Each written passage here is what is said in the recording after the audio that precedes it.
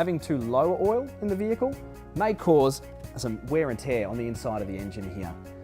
However, on the opposite side of things, having too much oil can also have a negative effect.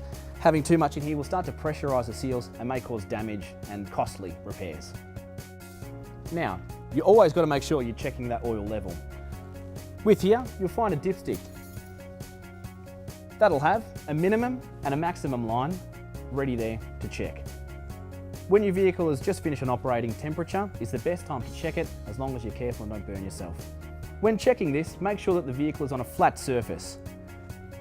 Wipe the dipstick with the rag and then put it back into the dipstick holder. When you remove it out, the level should be accurate now. Make sure that if you do need to add any, you put it up to the top line here.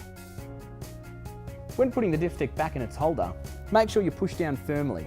That way you won't get any debris to fall into the engine sump.